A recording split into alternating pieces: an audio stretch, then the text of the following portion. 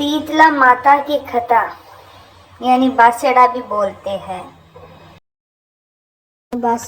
माता शीतला गांव की गलियों में घूम रही थी। तभी एक मकान के ऊपर ने किसी ने चावल का उबला हुआ पानी नीचे फेंका और उबलता हुआ पानी शीतला माता के ऊपर गिरा, जिससे शीतला माता के शरीर में फफोले पड़ गए और शीतला माता पूरे शरीर में जलन होने लगी।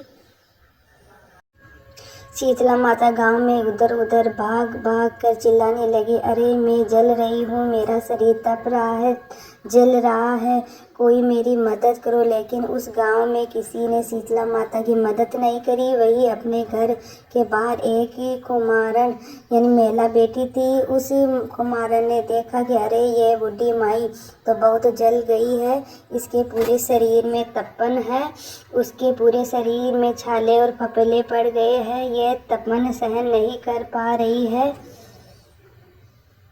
तब उस कुमारन ने कहा, माँ तुम यहाँ आकर बैठ जा, मैं तेरे शरीर के ऊपर ठंडा पानी डाल देती हूँ। कुमारन ने उस बुढ़ी माई पर खूब ठंडा पानी डाला और बोली, माँ मेरे घर में रात की बनी हुई रबड़ी रखी है, थोड़ा दही भी है, तू दही रबड़ी खा ले। तब बुढ़ी माई ने ठंडी के आटे के रबड़ी और दही खाया तो उसके शरीर को ठंडक मिली। माता के दर्शन कर कुमार सोचने लगी कि अब मैं शरीर इस माता को कहाँ बिठाऊं। तब माता बोली, है बेटी तू किस सोच में पड़ गई है। तब उस कुमारन के साथ हाथ जोड़कर आंखों में आंसू बहते हुए कहा, हे माँ मेरे घर में तो चारों तरफ दरिद्रता ही है, बिखरी हुई है, मैं आपको कहाँ बैठाऊं। मेरे घर में ना तो चौकी है ना बैठने का आसन है। तब शीतला माता पसंद होकर उस कुमारन के घर पर खड़ी हुई और गद्दे पर बैठ गई।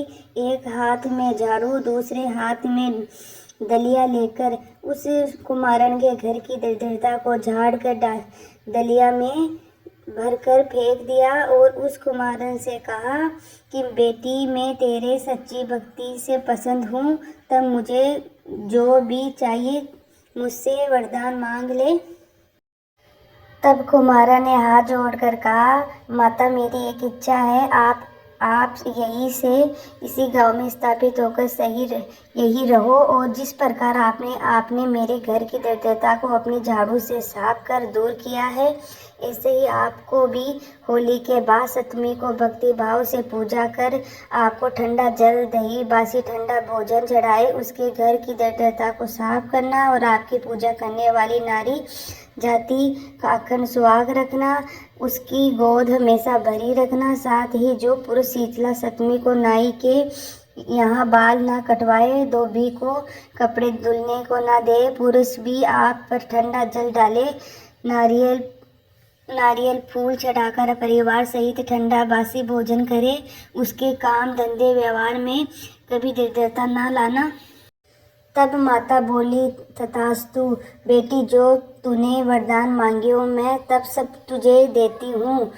बेटी बहुत आशीर्वाद लेती हुई मेरी पूजा का मुख्य अधिकार इस धरती पर सिर्फ कुमार जाति का ही होगा। तभी उसी दिन से डूंगरी गांव में शीतला माता सप्तमी हो गई और उस गांव का नाम हो गया सील की डूंगरी में शीतला माता का मुख्य मंदिर है। शीतला सप्तमी पर यहाँ बहुत विशाल मेला भरता है।